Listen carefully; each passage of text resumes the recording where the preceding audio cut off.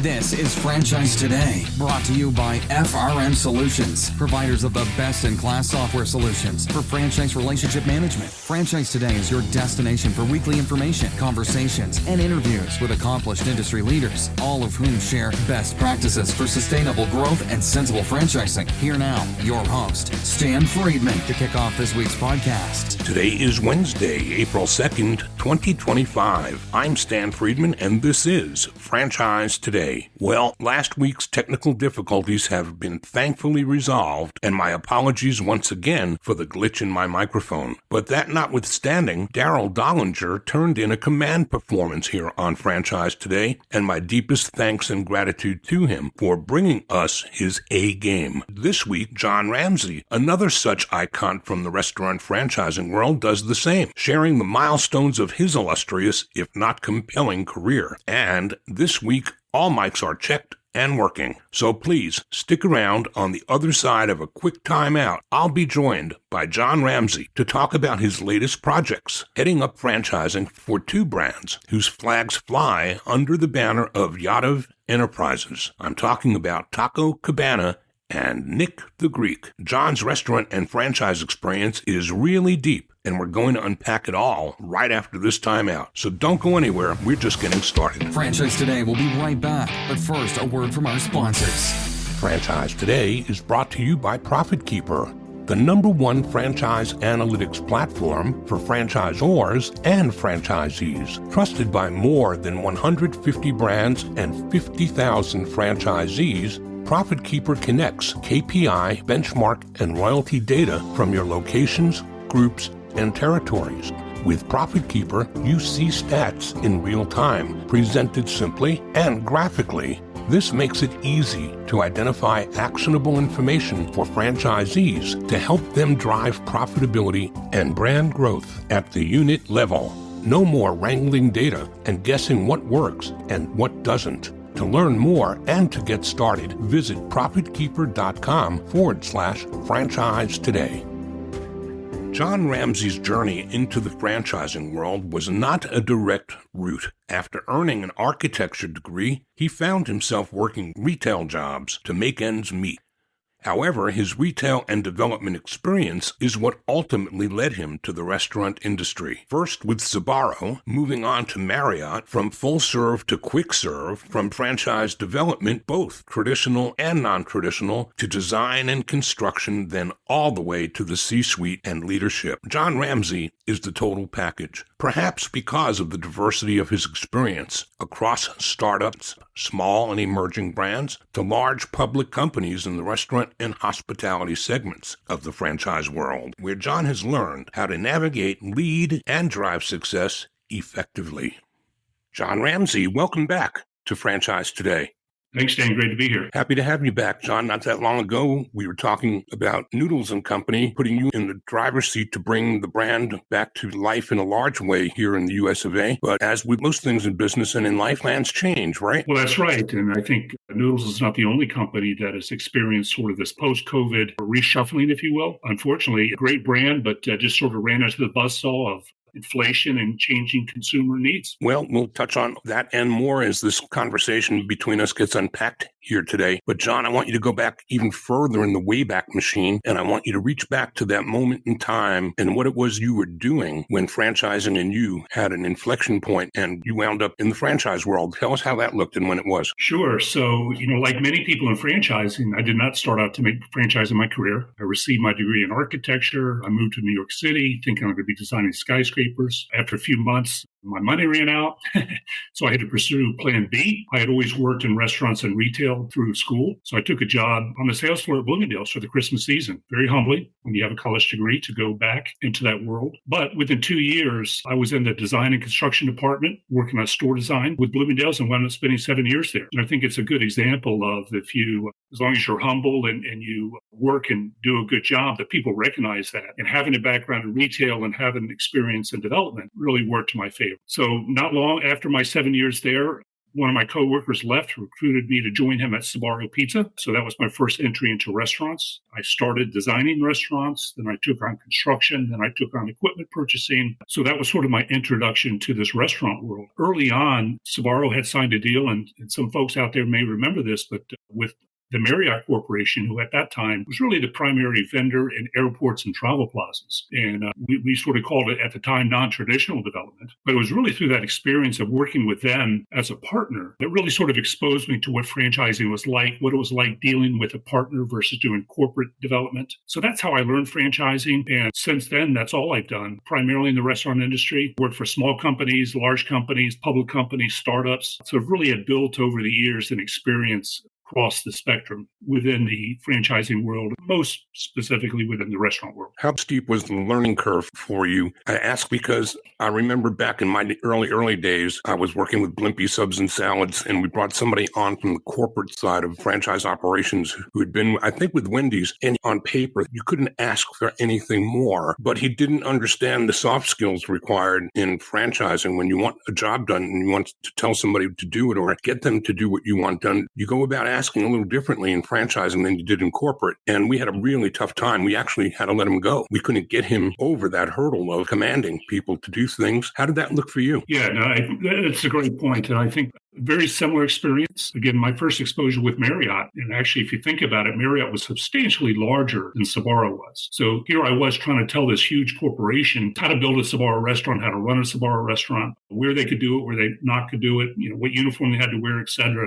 So you learn pretty quickly. I had to learn how to negotiate. I had to learn how to speak to them in a way that was not demeaning, but at the same time, recognizing that my ultimate role was representing the brand. And they understand that. And I quickly learned to understand that at the end of the day, it's all about the guest. It's about the consumer. And so when I would put things in context of not this is what you have to do, but you do this because this is what the consumer expects. This is how they know us. These are the colors that they recognize us from. So I think that was a very valuable lesson that I learned early on of how to work with the partner. The other steep learning curve for me was when I then took my first job selling franchises. It's one thing to support a franchise, so I learned a lot from that experience, but once you then get into a role of now you're the one that's going to have to choose who's our next franchise partner. That also is a whole another learning curve where you learn very quickly, number one, that every franchisee is different. They all have their different skill sets. They all have their different motivations. And you talk about the soft skill is that, so developing those listening skills, those evaluation skills. How do you choose a new franchise partner who, in more likelihood, is going to be with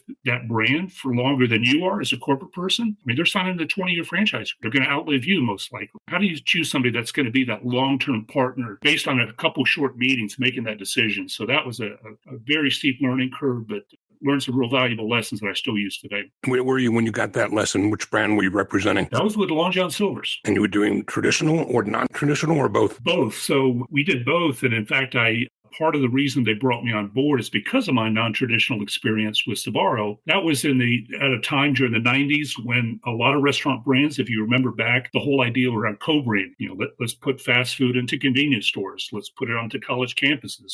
Obviously, the airports, the military bases. And so it was this shift in going away from traditional street-based restaurant franchising to non-traditional franchising. So I was really doing both with them, which are again, it's sort of two very different channels and two very different tactical skills, but I was able to learn them both and really be able to separate them both. And it was a wonderful experience and invaluable to me. You've just dredged up some incredibly dusty memories from years past, back to those Blimpie days for me too. We were really, really big into co-branding, and we were really big into non-traditional. And the co-branding side, we extended our day part because we were typically lunch, but we started doing a lot of co-branding with like TCBY and yogurt and just stretching lunch hour into evening hour, afternoon and evening. But another life lesson for me there, and I'm going to gut check it with you and see what your thoughts are. When I became VP of Global Development for Blimpie and I was in charge of everything development-wise, it was an unsettled day for me when I realized that more than 2/3 of our brand were in the hands of non-traditional franchisees, where a single cancellation of an agreement could put the lights out on 50 or 100 stores on any given interstate if it was a co-brand with an oil company. What are your thoughts on what percentage of a brand ought to be represented by traditional versus non-traditional for the safety and preservation of the brand anyway? Yeah, it's a good question. I think my answer has changed over the years. I think in today's environment, it's much less non-traditional. I think you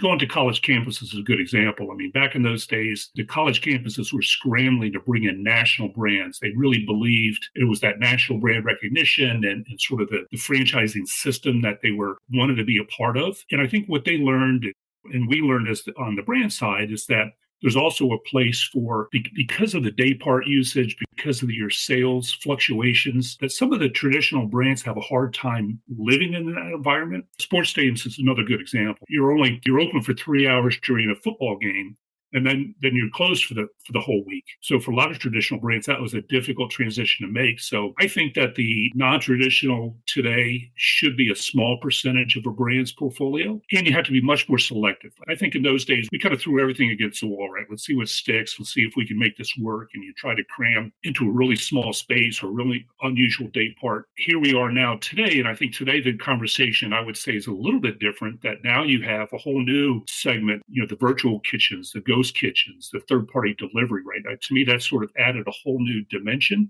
It's different than non-traditional, but it reminds me of that learning curve that we had back then. I think what scared me most about non-traditional development, in the parlance of how much of your brand could go away if the lights went out in one particular contract, I think the reason for that fear was that, unlike in the traditional, where I would call, in my case, Blimpie, I would say Blimpie was your business. But in the non-traditional and convenience stores and oil companies, Blimpie was in your business. And the brand loyalty wasn't there. All they cared about was, how much am I making per square foot? And if I'm not making what I think I should be with you, you're out, and the next Subway's in, or somebody else in that space, with absolutely very little, if any, brand loyalty of any kind. That's always what frightened me most, I think. Yeah, I would agree. I saw the same thing.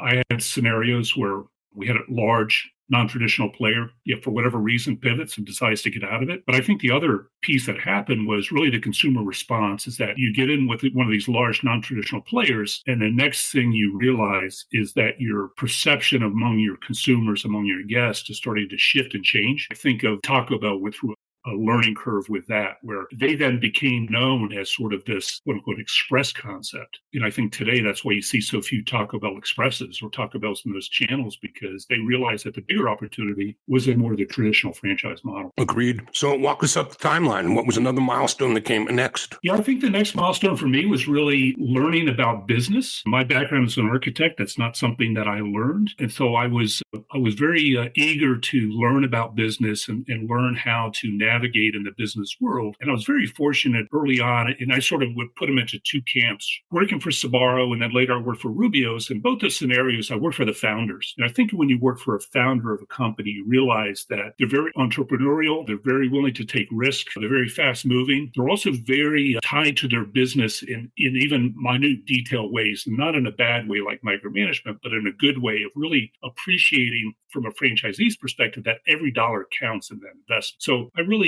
took what I learned from working for founders, and that served me well in my career from that perspective. The other side of that equation is sort of, I'll call it the professional business management folks. And I'm sure you experienced working for people who had MBAs, who had worked for large corporations. Maybe they'd come in from Procter & Gamble, Kraft Foods, or one of these large organizations. And they have a whole different mindset of being very professional and very inclusive of who's on their team and creating this. What does it mean to be a good leader? How do you work with politics and within a large corporate environment? So that also became a learning curve for me. And so I think having exposure to both these large corporate entities and working for very experienced professional managers versus working for a startup or for a small organization that was still relying upon the founder. I think that's very, very evident in today's world as private equity has gotten so involved in the franchise space that founder-led brands are being swallowed up and brought into portfolios of brands where in the period of 3 to 5 years, there's probably no sign of the founder anywhere left to be seen. Yeah, I think that's right. And there's a big risk in that, right? The founder brings so much to the culture of an organization. They sort of have that intuitive feel for whether it's menu development or the service system. There's no question that's a big part of it. And as you see these, to your point, right, you see private equity come in or professional managers come in,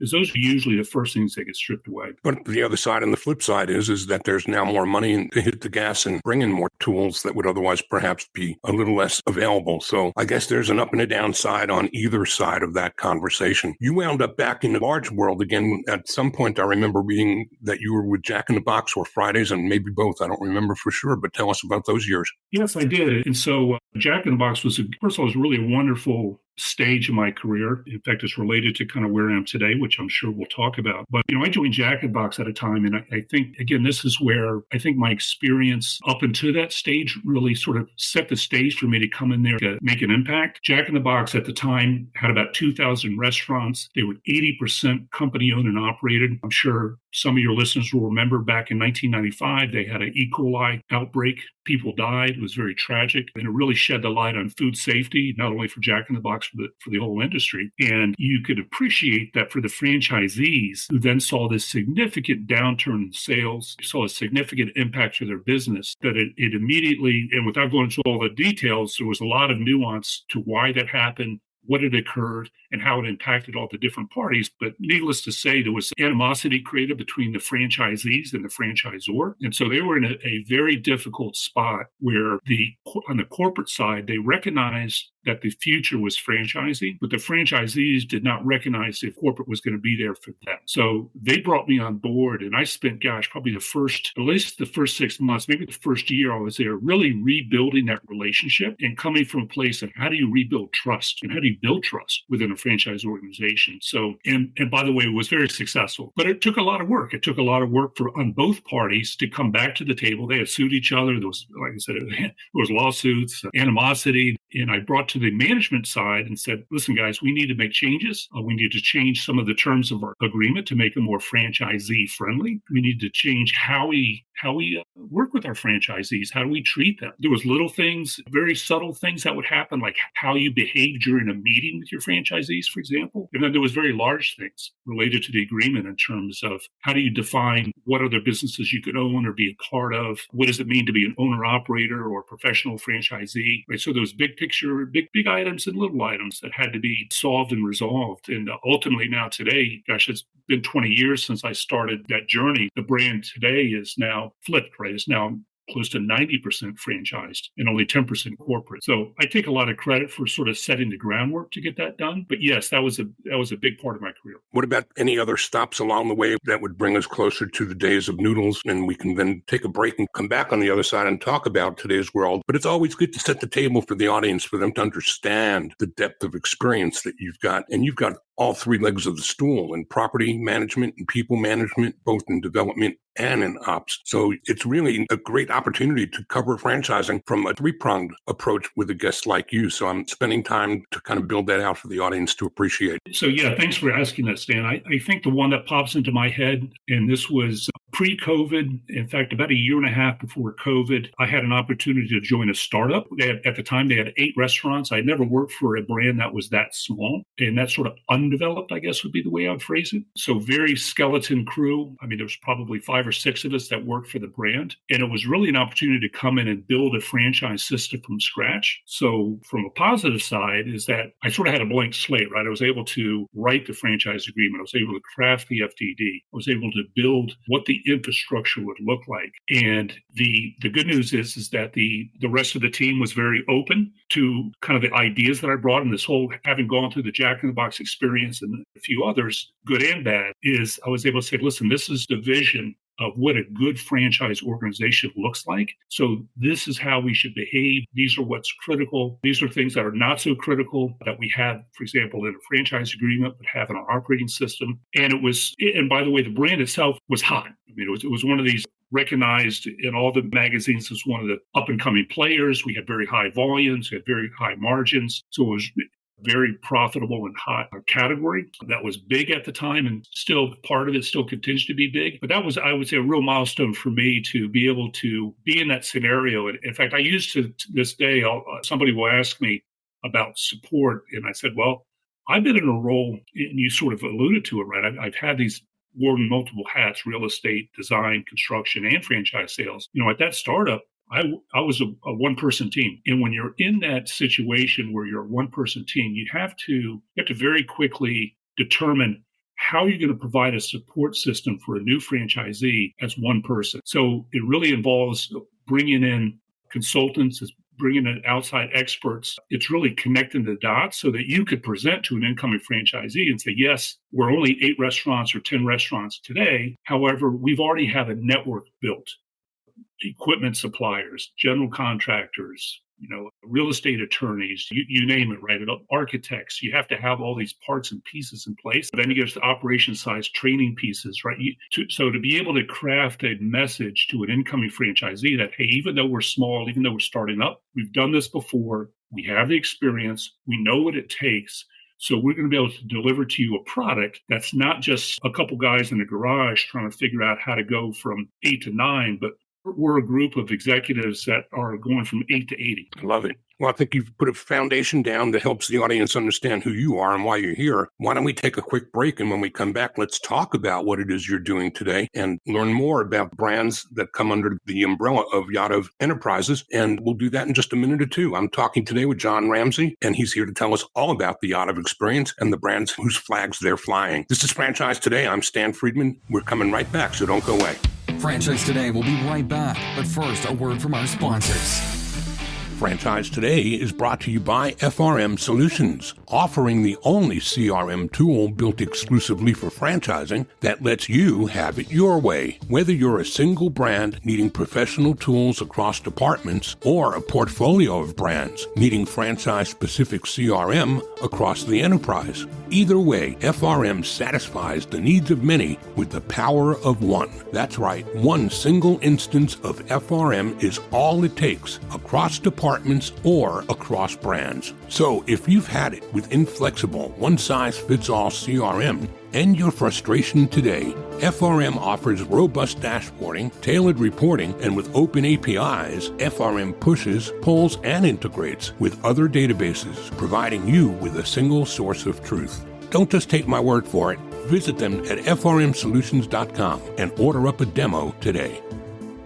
And I'm back today with John Ramsay, heading up franchise development for Yadav Enterprises. John, this is a really interesting company. I spent a little bit of time trying to research and learn more about what this brand, it's multiple brands actually, the flags that are flown, both as franchisor and franchisee. This is quite an interesting enterprise. Can you give us a little history and foundation about where they came from and what they're all about? Sure. So I think their history is very much linked with my history. And I'll give you a little insight as to where they started, how they started, and then how I got involved with them, and that'll lead up to kind of where we are today. So Anil Yadav, he was an immigrant to this country, came here as a young man and got his first job in the restaurant. And I think like a lot of young immigrants, right, they have this vision of being an entrepreneur, of owning their own business. He very quickly moved up the ranks with it. And by the way, he started with Jack in the Box, like I said, in the kitchen, but very quickly moved up to a general manager role. And when an opportunity presented itself for him to buy a single restaurant, he did. So he literally started with one. When I met Anil, and then within 5 years, he was probably up to about 10 restaurants in his portfolio, which if you think about that, being a single franchisee, having 10 restaurants, that's about the limit that one individual could sort of manage. Once you get above 10, typically you're going to have to add another layer of management below you. So that's a really critical time in the growth of a prospective franchisee, because they're going to have to go from an individual to basically creating a company. So I met Anil at that time. This was back, I was with Jack in the Box. Obviously, he was a Jack in the Box franchisee. And I sort of alluded to this, right? When I was trying to rebuild the trust, to rebuild the relationship with franchisees, part of the way I did that is I made a point to go out to meet as many of the franchisees as I could. I would let them know I was coming. I was let them know that there was no agenda, that I was just there to learn about them, learn about their business. What are their goals? What are their ambitions? What is their perspective on where the company is and stands? And it was really through, and by the way, I met so many wonderful franchisees during that time that many of them are still my friends today, and Neil obviously being one of them. But Anil was one of these individuals that when I met him and he had 10 restaurants, it was very, very quickly I came to understand that not only was he bright, did he have drive, that he had the ambition, but he was also a rule follower. He followed the rules. He was a good franchisee. He believed in the operating system. So even though he had this drive and ambition and entrepreneurial spirit, he also followed the rules. He was a team player. He believed in the brand and he wanted to grow with the brand. And so I worked with him on acquiring his next big group of restaurants. So I want to say he went from, say, roughly 10 to 25. So he doubled in size. Right. So that was his first leap into becoming a company and having to bring in a management team below him. And he succeeded. Right. He did a great job. He proved himself. He got that done. And so share with you another kind of related point, and I share those with people all the time, is people will come to me and come up to me at the IFA or other franchise folks and say, well, gee, how do I get somebody like a Neil, right, to be part of my franchise? How do I sell a deal to a Neil Yadav? And I kind of chuckle and say, well, getting a Neil Yadav, the 2024, 2025 version is very difficult, right, because these are very large operators. I said, what you really want to do is you want to find a 2004 version of an Anil. How do you find that person that's early on in their career, that has shown promise, has the drive, has the ambition, is a good franchisee? How do you get them into your system? To me, that's the bigger question. And so that relationship with Anil started back then, and that's where he really started. And I'll now focus on Anil a little bit. One of the things that we changed in the Jack in the Box agreement is back in those days, like many brands early on, there was provisions in the agreement that said, if you're a Jack in the Box franchisee, that's the only business you could own. So you can't own another restaurant or, quite frankly, not even any other type of business. You couldn't own a convenience store or a liquor store or a T-Mobile store, anything like that, which today is virtually almost every brand allows that. Exceptions, right? The McDonald's of the world, the Chick-fil-A's, right, are still sort of a owner-operator model. But so early on, we opened up the opportunity for these Jack in the Box franchisees to own other businesses. And so I had, because of my going back to my co-branding days, I had a lot of connections with my peers and other brands. And so very early on, I was able to connect Anil with somebody I knew who at the time was with Denny's. They were looking for franchisees in California. They had some opportunities. So I'll say I acted as matchmaker. Maybe that's too generous to me, but at a minimum, I helped introduce, right, some of the franchisees to what some of these other concepts were that were out there. And so Neil added Denny's as his second brand. Very successful, acquired restaurants, built restaurants, and really started to grow his empire. And I think that's when he really saw this opportunity to scale up. How do you add a second brand, a third brand to your portfolio without losing focus of what brought you to the party, without losing focus on your current portfolio base, if you will? And so I think credit to him over the last 20 years as he's gone from 10 restaurants to north of 500 restaurants. He's at times probably had up to as many as 7 brands in his portfolio. I think today is probably around 5 brands in his portfolio. But he's really taken the fundamentals of what allowed him to go from 10 to 25. He's taken those and really ramped those up and scaled those up to be able to go from, say, 25 to 500. And today, we're operating both as a franchisor of a couple of brands as well as a multi-unit operator of multiple brands, correct? Yeah, that's right.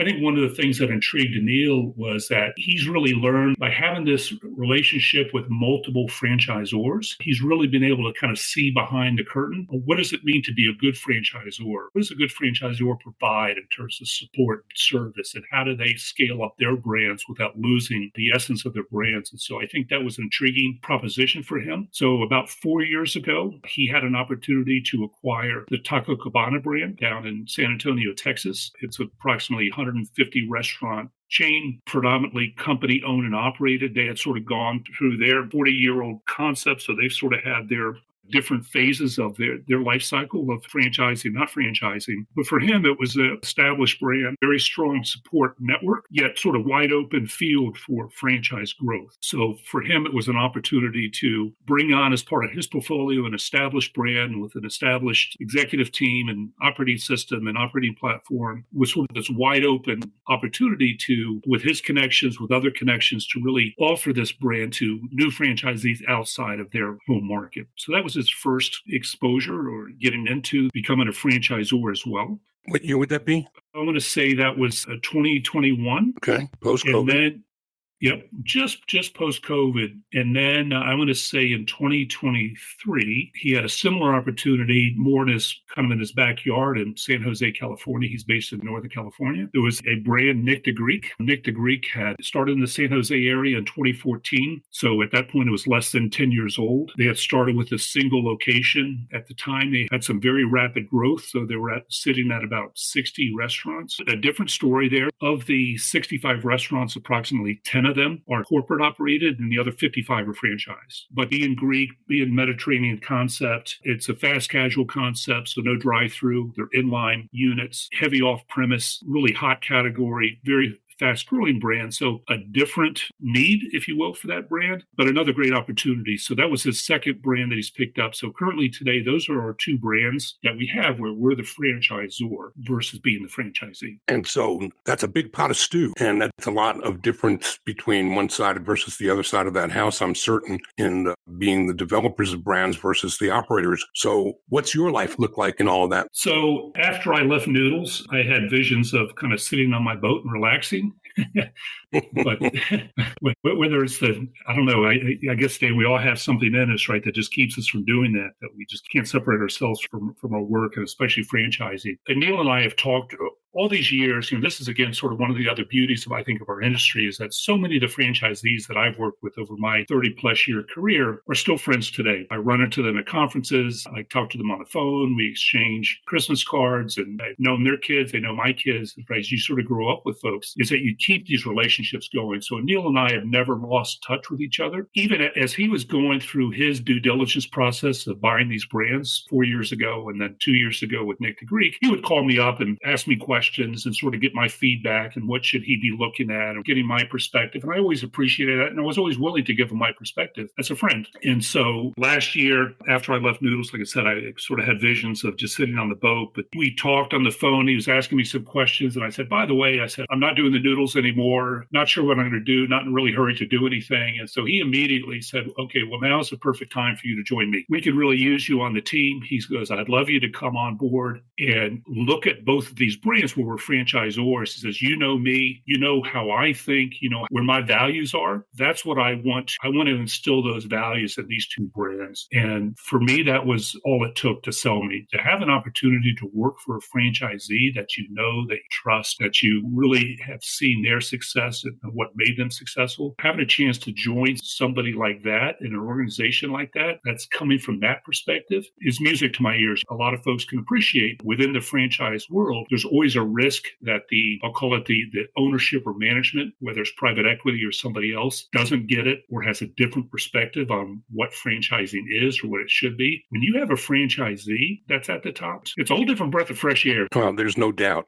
I got taught a lesson years ago when I worked for a non-food franchisor, but one who had significant friction, let's call it friction, around the world with people who had mismanaged expectations when they bought in. And my role was to go around the world and help put out those fires. And at one point, I learned a lesson from a mediator who taught me the best way to get one of these problems resolved is to take off your hat as the Zor and put on the hat of the Z. And then the Zs were told to take off their franchisee hat and put on my hat, the hat of the Zor. Go back to your hotels tonight and take a look at this whole big mess that we've got to work through here. But each of you is tasked with taking a look at the issues through the eyes of the other. Like a hot knife going through butter. It all became so clear. We were able to fix problems in a heartbeat, and that's all it took. So I think that's a great perspective that you've got with that type of leadership. Yeah, great advice, right? I agree with that 100%. Today, as I talk to prospective franchisees, it's almost a relief, or it's made my job easier to be able to come to them from a perspective of, listen, we're franchisees also. We know what it takes to be successful. We know what's important. It's all about support. It's all about margin. It's all about a return on my investment. It's all about being there for when you need us. But we're also going to protect the brand. And we know that your investment in our brand is only as good as the other franchisees that we bring in. So being able to share that up front, like I said, it sort of takes away a lot of that pressure. And I think they appreciate it too, that it's not just words. We're living that example. So what are you seeing now for the next 1, 3, and 5 years out as critical initiatives and mission in order to achieve some of those strategic plans that you're working on both of these brands? For me, kind of the measurement of success over the next year is the first group of franchisees that I bring to the table need to be home runs. We're sort of beyond the stage of, well, let's try it and see if it works. We know it works for the brands. So it's very important that we take our time, that we bring in good partners. Number one, I would say, is probably the most important over the next year. Number two is really from a market development standpoint, is that we take a perspective that this is not about how many can we build in the first year, because obviously both brands have already opened restaurants and built restaurants. How do the next 5 restaurants be some of our 5 best? Good real estate, good site selection, good operators, the right trade areas, the right markets. Because I think, as we all know in the franchise world, is that you're kind of only as good as your last opening, right? Meaning that a incoming franchisee, if they see that your last openings, that there's a line out the door, that it's well received, that we're able to go into a new market that had no brand awareness and established immediately a connection with the local consumer, that's what they're looking for. They're looking for that success rate and that success story that they could then envision working for them in their market. So I would say this first year is really all about that. It's about making the best decisions first versus fast. Then I say on a 3-year horizon, now we get into those first franchisees are now opening up restaurants 2, 3, and 4. How many franchisors sign up a new franchisee? They get them to sign a development agreement. They have a press release, so they're going to build 2 new restaurants, and 2 years later, they're still at 1. That is not a good look. It's not good for anybody, right? So I think for me, the 3-year vision, let's give the support that we need and make sure we make these right decisions so that these first franchisees under my watch are meeting their development schedule. So let's make the development schedules realistic, and let's give them every opportunity to get that done so that we can sort of prove out the development model. After that, I think once we get beyond those first 3 years, then it just becomes replication. That's how I look at the short term, and that's what I'm focused on now. This has been a fascinating conversation, John, and I'm quite certain that in this audience, there are going to be more than a few people that are going to want to have an offline conversation with you to learn more based on what you so generously shared here today. How best to reach you? The best way to reach me is you could go either through Taco Cabana or through Nick the Greek. Click on a franchising link and you'll see either a direct email for myself. So I spell my name John, John, Ramsay, Ramsay. So it's either jramsey@tacocabana.com or jramsey@nickthegreek.com. Fantastic. John, I want to thank you for all that you've done in franchising, the mentality that you bring to doing it the right way, and for sharing all of that with us here today on Franchise Today. You're welcome, Stan. I really appreciate you being with you today. Well, that's a wrap for today. Next week, we leave the restaurant space behind and head to the spa when we are joined by Spavia president and co-founder Allison Langendorfer. So until then, I'm Stan Friedman wishing you the best, the very best of all things franchising, and Franchise Today is out. Franchise Today is a production of FRM Solutions, providing best-in-class CRM tools to empower relationships with prospective and existing franchisees. Find them online at frmsolutions.com. Join Stan every Wednesday at noon Eastern for another episode of Franchise Today. Or, as always, download episodes on demand